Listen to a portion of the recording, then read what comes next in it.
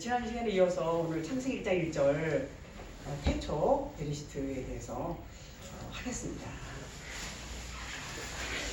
자, 우리가 창조 그러면 저도 이제 그랬어요. 물리적인 창조, 이렇게 눈에 보여지는 그런 창조를 생각했지 그 안에 하나님의 정말 깊은 마음이 전부 들어있다는 거, 또 성경 전체의 내용이 요약해서 함축적으로 되어 있다는 사실을 몰랐습니다. 그렇습니다. 그래서 물리적인 창조, 어떤 객관적인 창조를 말하는 것이 아니다, 그렇게 말씀을 드립니다. 기독교 과학자들이 있어요. 그 기독교 과학자들은 객관적인 창조론을 말하고 있어요. 그렇습니다. 근데 우리는 어때요? 우리는 그런 차원에서가 아니라 그냥 하나님께서 그냥 창조하신다. 그래서 우리는 그것을 믿음으로 그렇게 받아들이죠. 자, 7날의 언약이 있어요. 창세기 1장 쭉 첫째 날서부터 7째 날까지의 과정이 있어요. 그런 과정이 있는데 그 과정을 통해서도 이제 하나님께서 그 창조를 객관적으로 말하기에는 안 맞는 부분이 많다는 것입니다. 그렇죠. 자, 창세기 1장에 보면 이제 계속해서 이제 그 창조, 하나님께서 창조하시는 부분이 나오는 데 있어서 이제 짐승들이 나오죠.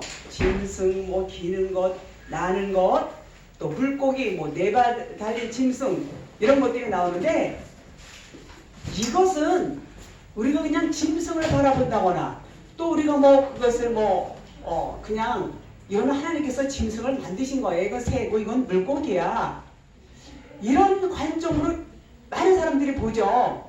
그리고 사람은 사람이고. 그런데 그것이 아니라 진리를 깨닫지 못하는 인간들을 의미하고 있어요. 그 과정이. 그래서 하나님은 우리를 그냥 짐승이라고 그러는 겁니다. 짐승이죠. 짐승은 뭡니까? 하나님의 말씀을 듣지 못하는 자들을 짐승이다, 그런 겁니다. 그래서 하나님께서는 그런 우리 짐승 같은 우리들을 하나님의 말씀을 먹여서 우리의 영을 깨워서 우리의 영혼에 하나님의 르하우 영을 불어넣어서 우리를 하나님의 아들로 만드시겠다라는 것이 이 창세기 1장 1절에 다 들어있단 말이죠. 역시 그것을 보면 이 성경의 이 창조라는 말씀은, 이 태초의 이 창세기 1장 1절 말씀은 객관적인 창조를 말하는 것이 아니다, 이렇게 볼 수 있습니다. 그러면 뭐냐? 다분히 주관적이다, 그런 말씀입니다. 그래서 하나님께서는 이 창세기 1장 1절 말씀, 이 말씀을 통해서 하나님의 진리의 말씀을 먹여서 하나님의 아들들을 만든다, 그 만드는 것에 대한 창조를 말씀하고 있다, 그 말입니다. 보이는 모든 세계를 피스티스라고 말씀을 드렸어요. 히브리서 11장을 우리는 믿음장이라고 그래요. 그렇죠? 히브리서 11장 1장 1절, 믿음은 바라는 것들의 실상이요 보이지 않는 것들의 증거니, 이렇게 말씀하고 있어요. 그 안에는 진리를 담아놨다는 얘기입니다. 진리를 담아놓고 진리를 깨달으라는 겁니다. 뭐를 통해서? 이 보이는 것들을 통해서, 이 보이는 세상을 통해서, 이 보여지는 모든 만물 가운데에는 하나님의 의도, 하나님의 마음, 진리가 다 숨어져 있어요. 그것을 깨달을 때에 그것이 이제 그 깨닫는 자들이 누구냐? 예수 그리스도에 의해서 부름받아서 그 말씀을 들어서 그 영이 열려서 그 말씀을 듣고 깨달은 자들, 깨달을 수 있는 자들, 그들만이 알 수 있게끔 하나님이 하신 거. 그래서 비밀이라고 했어요. 비밀. 그러니까 모든 자들이 알 수 없어요. 모든 사람들이 알 수 없는 감춰진 비밀이다. 이렇게 말씀합니다. 그래서 전부 비유로 말씀하신다고 그렇게 하고 있어요. 마태복음 13장 13절에 그러므로 내가 그들에게 비유로 말하는 것은 그들이 보아도 보지 못하며 들어도 듣지 못하며 깨닫지 못함이니라 이렇게 말씀했어요. 이사야서에서도 예언하는 부분입니다. 6장 9절에 똑같은 내용이에요. 여호와께서 가라사대 가서 이 백성에게 이르기를 너희가 듣기는 들어도 깨닫지 못할 것이요 보기는 보아도 알지 못하리라. 이런 말씀이 있습니다. 같은 말이죠. 마태복음 그 13장 그 앞절 10절에 천국의 비밀을 아는 것이 너희에게는 허락되었으나 그들에게는 아니 되었나니 그랬습니다. 그러니까 하나님께서 이 천국의 비밀을 아무에게나 다 주지 않았어요. 깨달을 수 있는 자들이 따로 있다는 겁니다. 그래서 그 비밀을 다 오픈하지 않으시고 비유로 말씀을 하신다고 했습니다.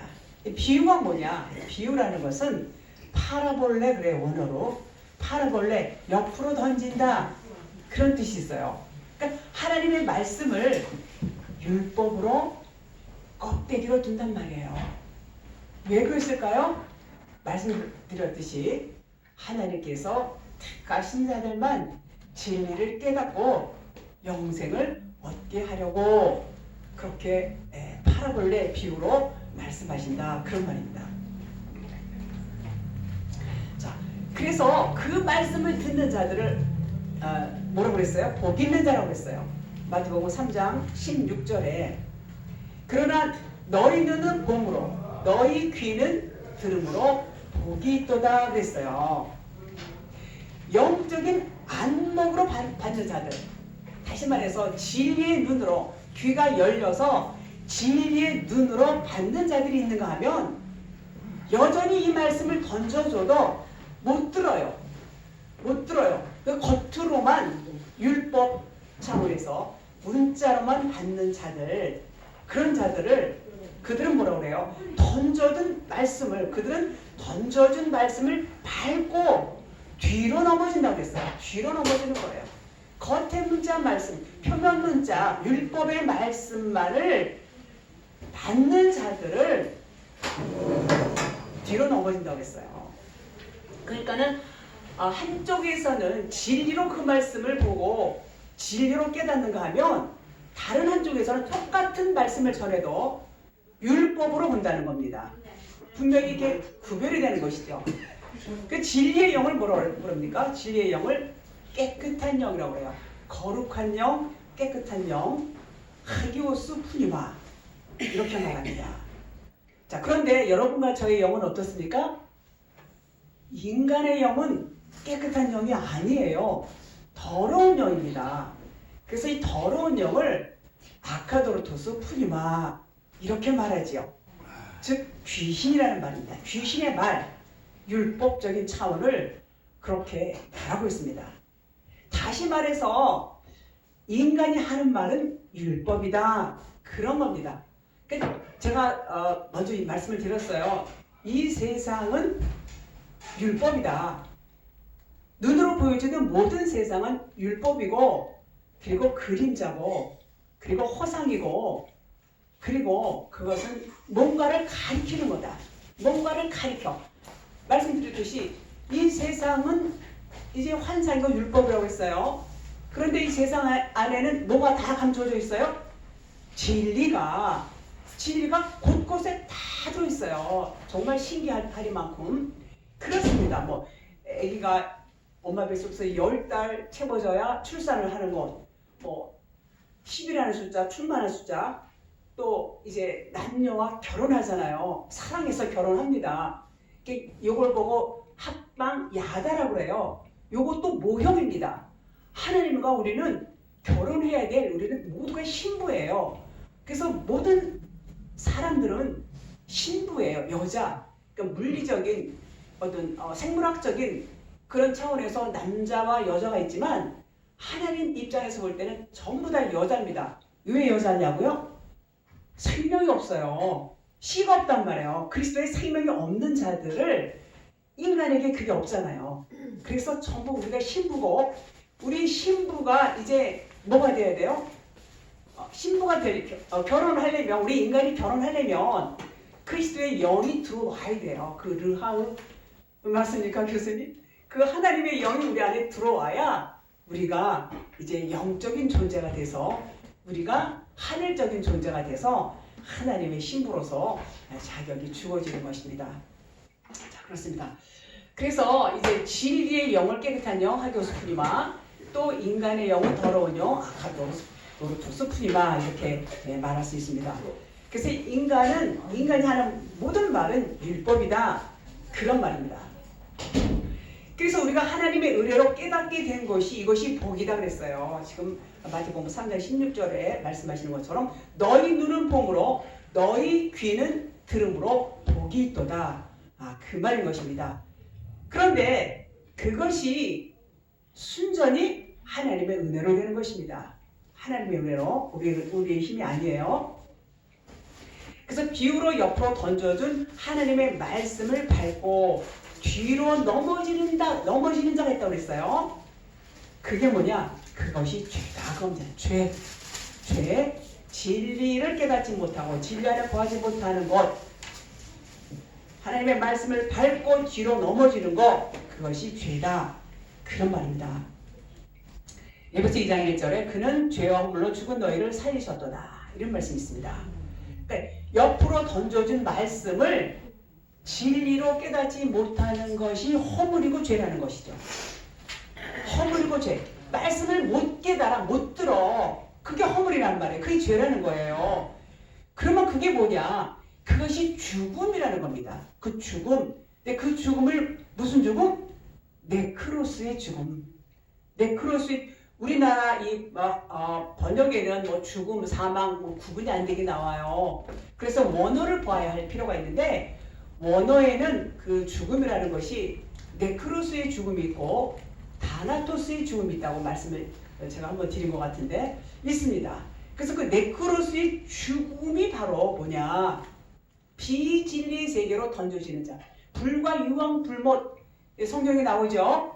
마태복음 5장 21절 2절에 지옥불이라는 게 나옵니다. 그 불과 유황 그것은 비진리의 세계로 던져진다. 그런 말씀을 의미하고 있어요.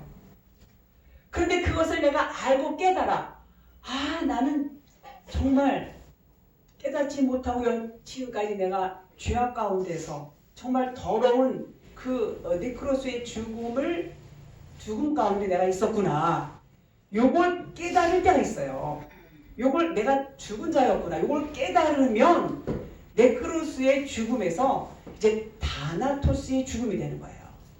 요 다나토스의 죽음은 반드시 죽어야 된다고 그랬어요. 요 다나토스의 죽음이 되면 이제 진리가 완성이 되는 겁니다. 스타워스 십자가 요 진리가 완성이 되면 바로 살아나는 것입니다. 그래서 그런 자들은 둘째 사망의 해를 받지 않는다 그런 말입니다. 오늘날 많은 부분에 있어서 여러분들 그 큰 교회 저도 뭐 큰 교회도 다녀보고 작은 교회도 다녀보고 여러 군데를 다녀봤지만 선교를 굉장히 강조하는 교회가 있어요. 어느 교회는 뭐 그 성경 공부만 강조하는 교회, 어느 교회는 또 구제 뭐 봉사 강조하는 교회, 또 어느 교회는 전도 강조하는 교회, 또 어느 교회는 이걸 복합적으로 다 하는 교회. 그 교회들마다 가만히 보면 이렇게 특색이 다 있더라고요. 뭐 억지로 할 수 없어요, 그것도.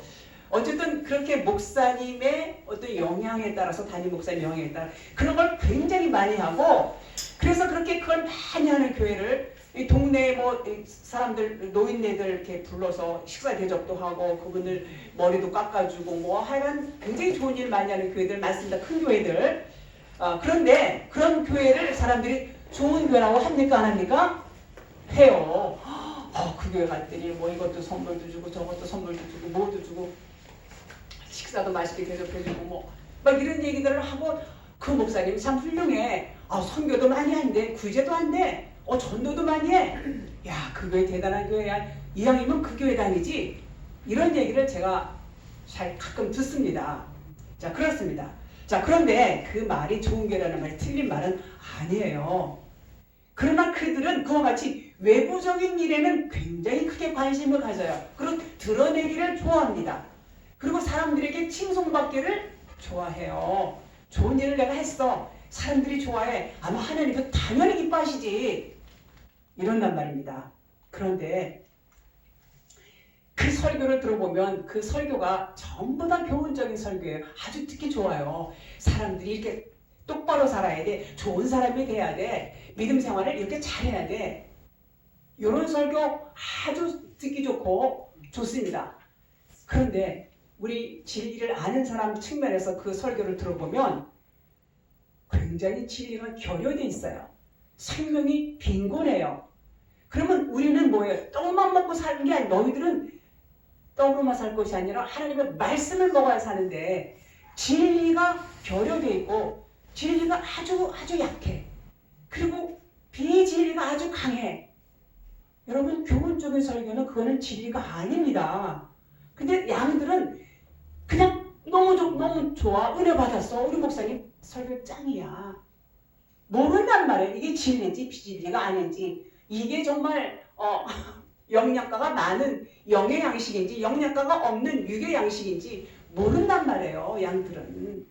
그렇습니다. 그렇다면 보세요. 우리가 진리를 알면 우리가 그리스도를 알면은 내 안에 그리스도의 영이 오면 이제 그게 생명이에요. 생명이 들어오면 생명을 전하게 돼 있어요. 제가 이 진리 말씀을 알면서부터 정말 이 말씀을 전하고 싶었어요. 근데 하나님께서 이끌어 주셔서 전하고 있는데, 자, 그러면 그게 무슨 얘기냐? 우리 안에 있는 진리를 깨닫게 되면 우리 안에 있는 그리스도는 우리가 나의 머리죠. 우리 입을 사용하시기를 원해요. 그래서 우리 입술을 사용해서 진리를 말하게 하신단 말이에요. 입을 열어서 말을 해야 돼요. 그런데 그 진리를 거부해. 저 이단이야. 저 신천지야. 거부한단 말이에요. 거부하고 깨닫지 못하면 못 들으니까 일단 들어야 되는데 거부하고 차단하니까는 진리가 들어갈 구멍이 없는 거예요. 그러면 그건 무슨 얘기냐? 여러분, 지옥불을 내 안에 안고 있는 거예요. 지옥을 내가 안고 있는 거란 말이죠. 비진리 율법. 지옥이 뭐라고 생각하십니까, 여러분? 우리가 생각하는 그 유황불, 펄펄 끓는 유황불, 그것이 지옥이 아닌 겁니다. 자, 흰놈의 골짜기 나오죠. 흰놈의 골짜기, 그것은 게헨나라고 해요. 헬라 말로 게헨나. 성전에서 이제 제물을 이제 드리죠. 제물 드릴 때 짐승을 잡습니다. 그러면 그 짐승을 잡을 때 폐기물이 많이 나와요. 뭐 똥이라든가, 뭐 내장이라든가, 뭐 털이라든가, 뭐 하여간 그런 게 많이 나오겠죠. 그런 것들을 태우는 곳을 게헨나라고 그래요. 그곳에 365일 동안 불이 꺼지지 않는다고 그래요. 그것을 게헨나 헬라 말로 그러는데 한글 성경에서 그것을 지옥으로 표기를 했습니다.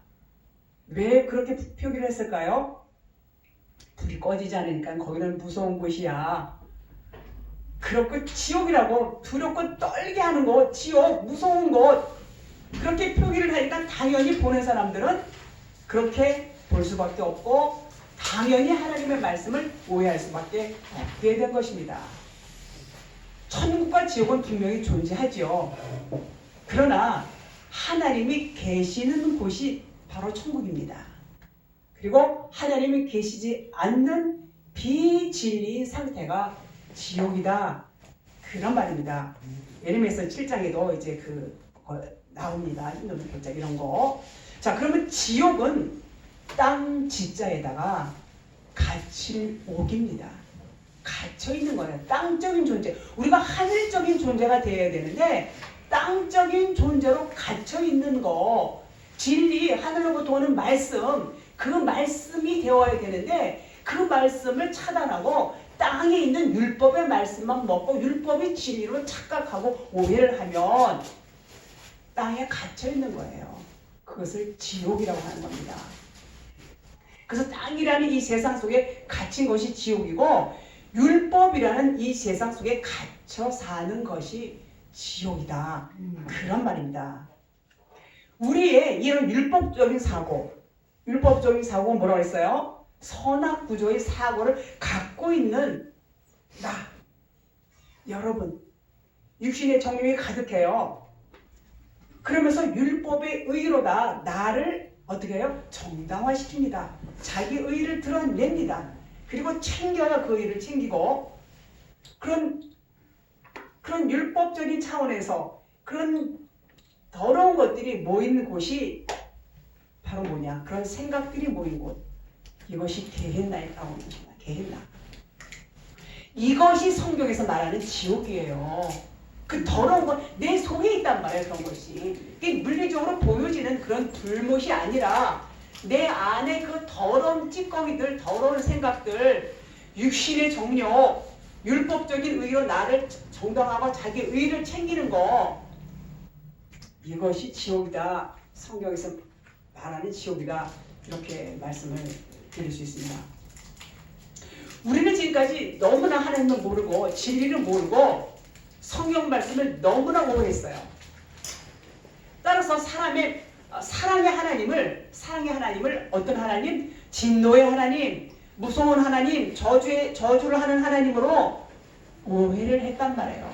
하나님은 그런 하나님이 아니세요. 앞으로도 또 이제 말씀을 이 부분에 대해서 또 할 수 있는 기회가 있을 것입니다.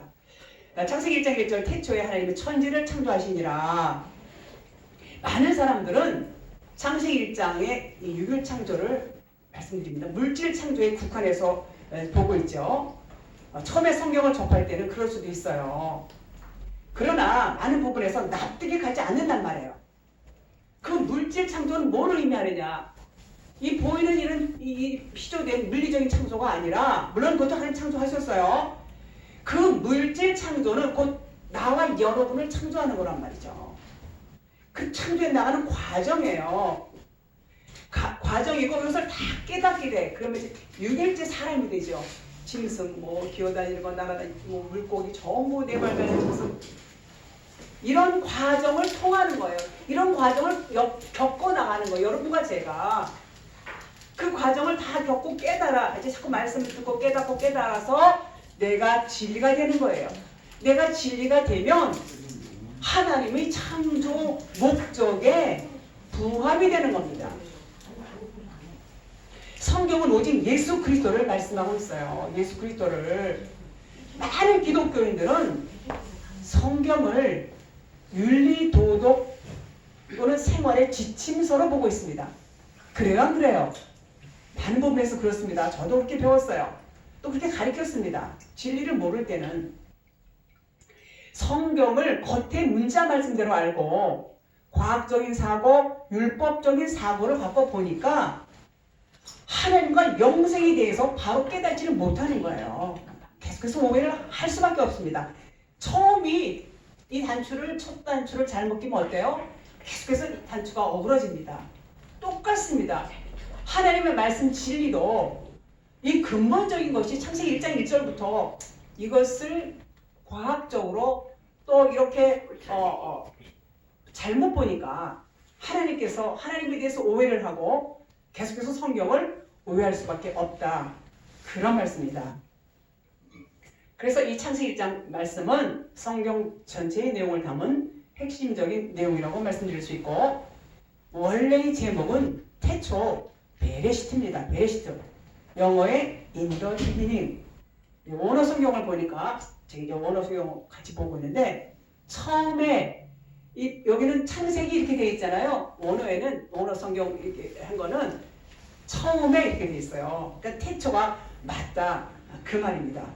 즉 만물의 시작, 시간의 시작, 물리적으로 그것도 그런 의미도 포함이 되어 있다. 그런 말입니다.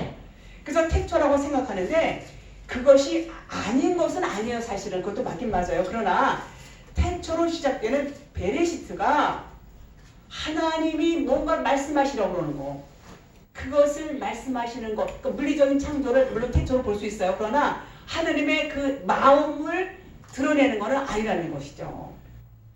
자, 그러면 베레시트를 베와 레시트로 나누어 보면, 베를 히브리 말로 두 번째 베트, 알파벳 베트예요. 그 안에, 그 뭐뭐 안에, 전치사입니다. 뭐뭐 안에라는 뜻이 있어요. 레시트는 이제 머리, 생명, 으뜸, 뭐 근본, 원칙, 우두머리 쭉 아주 이 단어 하나가 무지하게 그 해석이 많아요. 그래서 정말 저 같은 사람은 그냥 하지만 진짜 교수님 같이 이렇게 정말 잘 알아야 이걸 풀 수 있지 참 어렵습니다. 그래서 시작 처음이라는 명사 레시트 이렇게 됩니다. 그러니까 배와 레시트의 조합을 보면 시간 부사로 보는데 인도 비기닝 베리스트는 머리 안에 머리가 있는 곳에서 생명이 창조된다 그런 의미가 있습니다. 그러니까 다시 말해서 머리가 없는 곳에는 머리가 누굽니까? 그리스도. 머리가 없는 곳에서는 창조가 아니라는 겁니다. 그 머리는 바로 예수 그리스도. 그렇습니다. 그래서 창세기 1장 1절의 태초는 단순히 시간과 공간의 시작을 의미하는 것이 아니고 베리스트 안에는 하나님의 창세전 언약, 묵시 속에서 계획하시고 작정하신 완성된 하나님의 나라, 그 나라의 모든 유전적인 DNA가 다 들어있다. 그런 말입니다. 그래서 그 베리스트를 한 자씩 이제 구체적으로 보면 배는 히브리 말로 이제 두 번째 전치사랑 모음 안에 명사로 쓰면 성전이 됩니다. 배는 성전, 뭐 집 이렇게도 하는데 성전. 레는 그 루시 머리를 뜻해요. 알렙은 뭐 황소 뭐 이런 거 하는데 여기서 하나님으로 봐야 되는 거예요. 하나님, 신. 그래서 타우 완성인데 십자가를 의미하고 있습니다. 자 그러면 요도 넘겨주다 요 말이 이 베리스트 안에 이 조합이 이 단어가 다 이렇게 되어 있는데 지금 풀어서 하나씩 말씀을 드린 겁니다. 그래서 십자가에서 죽어서 넘겨진 머리가 뭡니까? 말씀, 진리, 그리스도를 의미하고 있어요. 머리로 하나님이 거하시는 집, 성전을 짓겠다. 진리가 되어서 진리로 우리를 성전을 짓겠다는 의미가 들어있어요. 성전을 지려면 어떻게 돼요? 계속해서 말씀을 먹어야 돼요. 먹이고 우리를 가르치셔야 되겠죠. 따라서 태초의 베리시트는 예수 그리스도를 표현하고 있는 단어다. 그렇게 보는 것이죠. 하나님께서 예수 그리스도를 성전의 머리로 세우신다는 하나님의 뜻과 하나님의 계획, 하나님의 의도, 의지가 다 들어있는 것이 바로 이 베리스트라는 것입니다. 태초의 베리스트. 아주 이 베리스트 하나의 말씀에 하나님의 그 마음이 다 들어있어요. 즉 태초 베리스트는 하나님께서 예수를 십자가에서 죽게 하시고 부활하신 그 그리스도를 교회의 머리로 넘겨주신다는 거. 우리 교회의 머리는 그리스도죠. 그리스도가 우리에게 오신단 말이에요. 우리가 오셔서 성전이 되어야 돼요. 성전. 그래서 하나님의 집 성전. 여러분과 저는 하나님의 집의 집 성전이 되는 겁니다. 그래서 교회를 세우시는 것이죠. 완성한다는 것은 하나님의 의도가 담겨있다 그런 말입니다. 이것은 하나님의 언약입니다. 하나님의 언약이고 계획이고 하나님의 의도이고 이미 이루어진 거예요. 이미 이루어진 것입니다. 하나님의 언약이기 때문에. 그렇게 집이 지어진 성도, 지금 짓는 사람도 있고 지어진 자도 있고 아직 짓지 못한 사람도 있고 다 달라요. 그것이 하나님의 나라다, 천국이다, 이렇게 말씀할 수 있습니다. 그래서 단순히 이 베리스트라는 단어는 물리적인 창조가 아니라 하나님의 마음이 들어있다. 하나님의 의도, 하나님의 뜻, 하나님의 생각이 들어있는 말씀이다. 그 말입니다. 시간적인 측면에서 볼 때 하나님께서 갖고 계신 계획을 태초다라고 하는데, 태초라는 시간과 공간의 시작, 베레시트는 단순히 이 세상을 창조하신 그런 설명이 아니다. 그런 말입니다. 그러면 성경은 무슨 책이냐?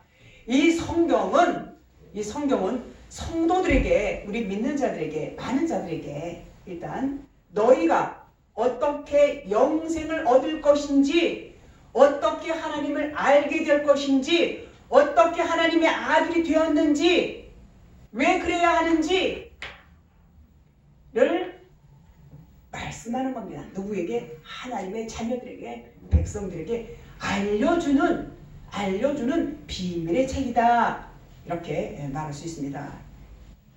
그래서 창세기는 창조론의 어떤 설명을 말하는 것이 아니라 그리스도를 나타내려는 책입니다. 그것을 쓰신 분은 누구죠? 저자는 성령 하나님. 그러니까 하나님의 의도가 다 들어있다는 거예요. 따라서 창세기 1장 1절을 볼 때 어떤 시각으로 볼 것인가?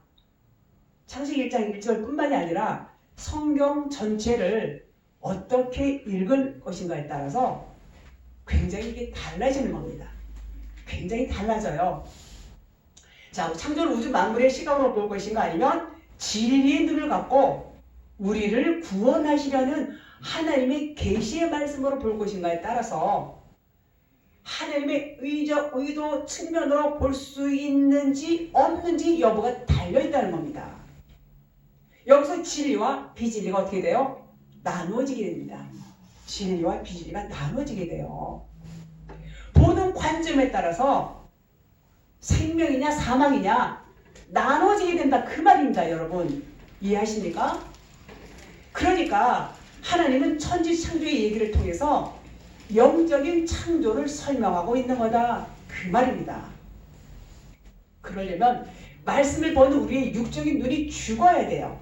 나의 의가 죽어야 돼. 다나토스의 죽음을 죽어야 돼요. 우리의 선입관도 죽어야 합니다. 완전히 자기 구원이 된 상태가 되어야 영적인 눈이 열리게 되죠. 성경이 겉의 문자 속에는 진리가 흐르고 있는데 그 진리를 보지를 못하고 겉의 문자만 본단 말이에요. 많은 부분에 있어. 그걸 율법이라고 해요. 율법. 그러면 그 내면의 이야기를 우리가 깨달아야 돼. 레마의 말씀을 깨달아야 되는데 그 레마의 말씀이 바로 여러분과 저의 말이에요. 우리가 그냥 겉의 문자 말씀만 보면은요, 이걸 하나의 역사서로 보기가 아주 쉽습니다. 그리고 아주 두렵고 떨리고 그런 부분들도 상당히 많아요. 그런데 이 진리로 보면 전부가 여러분과 저의 얘기를 말씀하고 있다 그러고 싶죠. 그 나와 상관없는 어떤 역사 이야기로 생각한다면 하나님과 우리와는 관계가 없어져요. 아무 관계가 없어요. 일단 복음을 이 속에 복음이 들어있는데 겉에 문자 말씀으로만 보고 알고 깨닫게 되면 뭐가 없다? 생명이 없다. 진리가 아니란 말이에요. 율법이란 말이에요. 그걸 알아야 되는데 그걸 모르고 이게 그냥 생명의 말씀, 예수님 하신 말씀은 진리지 무슨 소리야. 우리 다 그렇게 배웠어요. 여러분들 다 그렇게 생각하시죠? 깨달으셔야 돼요. 깨달으셔야 됩니다. 요한복음 5장 39절 너희가 성경에서 영생을 얻는 줄 생각하고 성경을 연구하거니와 이 성경이 곧 내게 대하여 증언하는 것이니라. 아멘. 말씀을 마치겠습니다. 감사합니다.